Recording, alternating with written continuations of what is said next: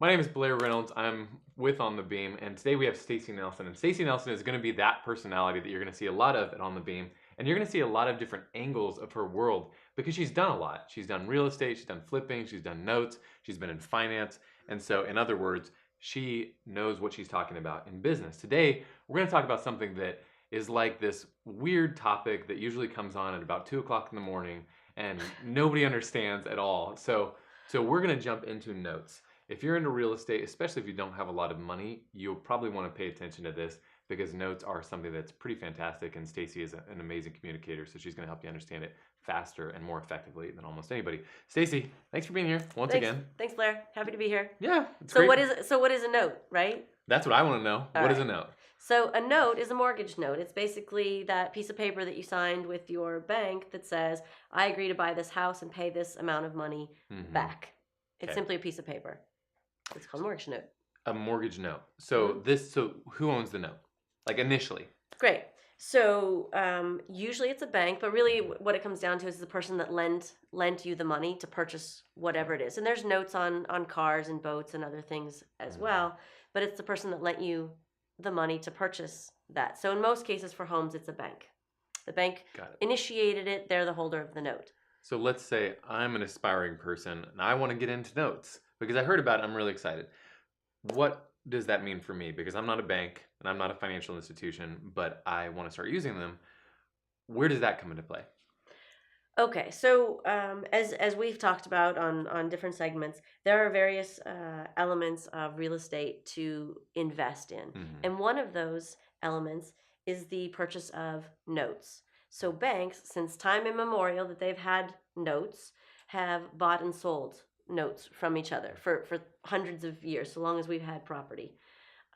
So we have the opportunity then as individual investors to also purchase a mortgage note.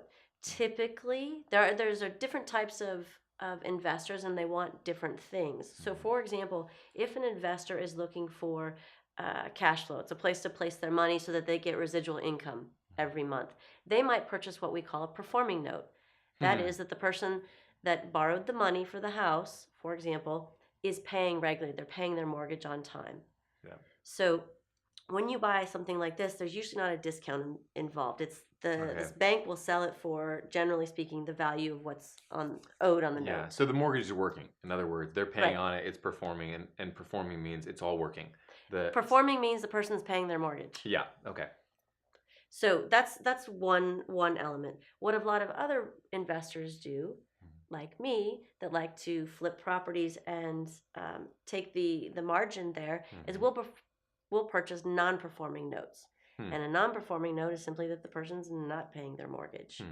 So if the bank is not collecting the money on the mortgage, that is actually worth a lot less. That piece of paper is worth less. So we as investors can go in and purchase the note at a discount from the value on the piece of paper.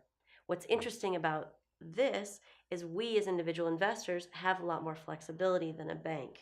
So whereas a bank has that is interesting. rules that's where it comes into play. What you can do if you're not paying your mortgage, what options do they have?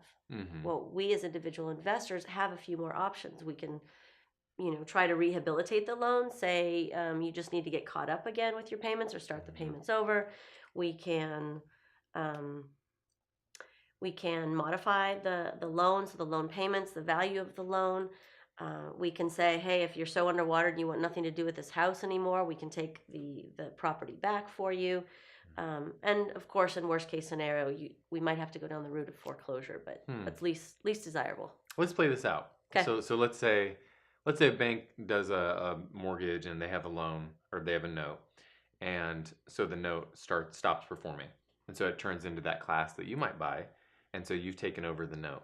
So the options that you have at your disposal that are more diverse. So do you talk to the homeowner? You actually, or not to the homeowner, but to the person that has the mortgage, and you start communicating with them and trying to find a deal that'll work for both parties?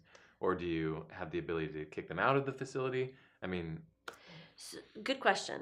There are a number, as individual investors as well as industrial, so investors that have purchase thousands of notes, or a bank. There are certain rules and way we communicate and certain information that we have to communicate in a timeline to the borrower. Which sounds pretty important. It's super important. Yeah, legal. Yeah, Mhm. you gotta Yeah. if you don't do that, yeah, you can be liable, certainly. However, over and above that, you have some flexibility, and I will use an example of the property, a note that I have right now. I sent the letter out to them, and that person contacted me back almost immediately Hmm. and said, "I don't want the property anymore." Interesting. So I said, okay, you continue to pay your mortgage payments. I will help you find a buyer and I will approve essentially the short sale. I had purchased the note at a discount, Mm-hmm. so less than what was owed on it, but also less than market value, Mm. which allows me to go ahead and approve a short sale Yeah. to make that house a little bit more attractive to buyers. I get the profit margin, and the homeowners or the borrowers happy because they don't have the problem anymore. They can walk. They can walk, and Yeah. I won't affect their credit or Mhm. make any negative marks on their credit. So it often creates a situation that's actually beneficial to the person that's paying on the mortgage or not paying in some cases. In all cases, that's what we want. We want Yeah. everybody to win in the first step. Mhm. And you don't know. Sometimes just like in that opportunity, they want out of the house. Sometimes they've just been waiting for the bank to talk to them about paying their mortgage payments again.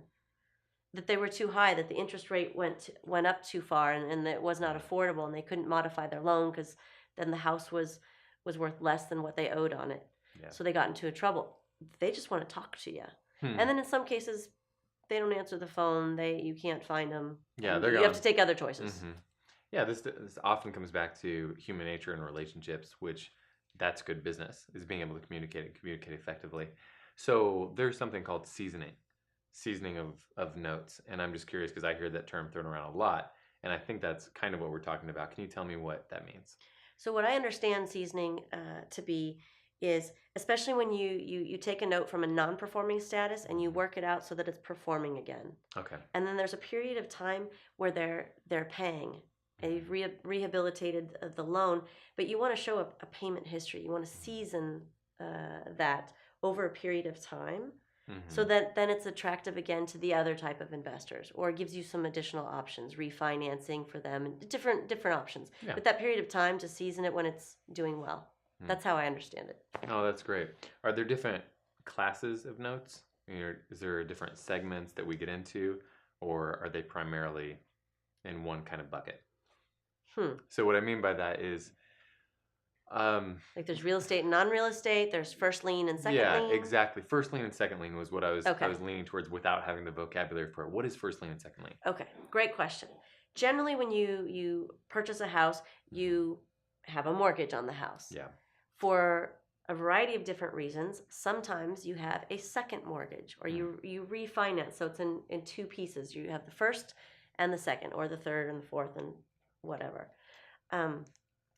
That difference between the first and the second essentially means that if you have to get rid of if it goes into foreclosure, or you sell the house, or you're forced to liquidate whatever, the person that has the first lien note is in first position. They will get paid first. Okay. In the event there's not enough money to cover the total amount owed, the first person gets paid first. The second person gets paid second, and so on.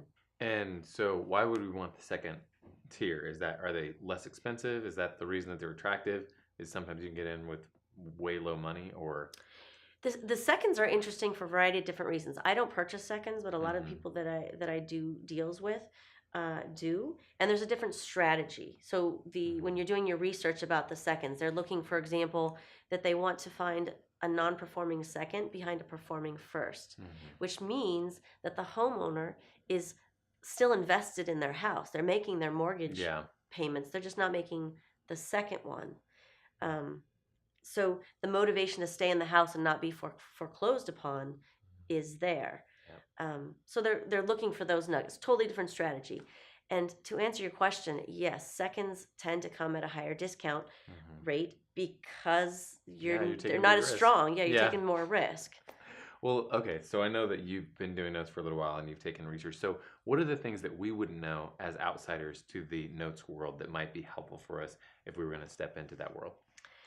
I guess the first thing is to get educated. It's easier to find property. You have the MLS, you have Zillow and Trulia and Redfin and a variety of other places to find actual properties.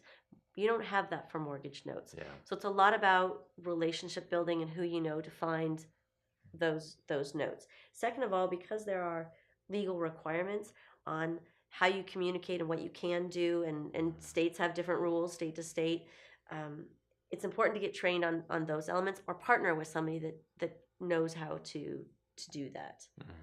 Um, because it's a different beast. When it comes down to notes, though, and when you're assessing whether it's a good deal or not, you're still looking at like every other investor. You're still looking at the current market value, the condition of the house, the after repair value, the neighborhoods. All of those things come into play. There's just a little bit more with notes because you have to factor in uh, if there's equity in the property, what happens if we have to foreclose, Yeah. that kind of thing.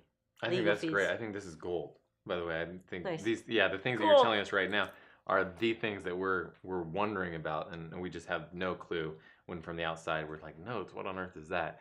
So let's talk pitfalls, because people can run into trouble with notes, and I know that it happens in some situations. This isn't just, oh, this is the easiest way to make money. So can you tell us about either some stories you've heard about, or even some stories you've seen firsthand, and how you get into trouble with notes? Okay. So, And we're going to avoid all these things. We're going to try our best. That's the goal. I'm not sure I have all the good answers on this. Curve. I Yeah. haven't had I haven't invested that much money in screw ups in notes. Yeah. So, but some of the things that could happen, for example, you're when you buy a pool of notes, so many notes at once, you're placing some odds because you've never spoken to the homeowner, right? At that point, there's no relationship there, so you don't really know what's going on. So one of the most obvious ones is, what if you expect that a certain amount you want to reperform these notes, a certain, like, say 50% of them, and everybody's a foreclosure. Oh, like yeah. nobody wants to work with you, and you have to go through that process. So there's no cash flow, depending on the state, for 6, 9, 12 months. Another one that I've heard is that when you start the foreclosure process, there are some savvy homeowners that then file bankruptcy. Oh, wow. And that stops the foreclosure process. Yeah, prolong it. And they don't actually mean to go through bankruptcy, but it's like a stopgap measure, and they can play that game for quite a while. There are some techniques with lawyers that you can mitigate that, but I mean, you do run into that. People, I mean, just like any other property, they can ruin the house. They can say, yeah, you can have it back, I'm going to leave, and then they take everything and demolish the house. There's a whole lot of different. Yeah, the paperwork, you can the other one, I think, and this is why it's so important to go through a training, is if you don't show proper chain of assignment. And this is fraud. This is what's happened in the past, where people have bought and sold these and not shown that it's gone from one person to the next person. Yeah. And if there's a problem at the end, it's kind of like having a contract. If you don't have in writing what you intended, and something goes wrong, so it's like that. If you get down to the bottom, you're trying to solve something with a borrower, and they claim, well, hey, you don't have your proper paperwork. This mortgage is not yours. It's null and void. You can't go after me for foreclosure because you don't have the proper chain of assignment, for example. Yeah. Those are great. I think that's what we're looking for. Thank you so much for taking the time on notes. And as always, you're just informative and you communicate so clearly. So, Stacee Nelson, it's our pleasure. Thanks, Blair. Yeah, thanks for being here.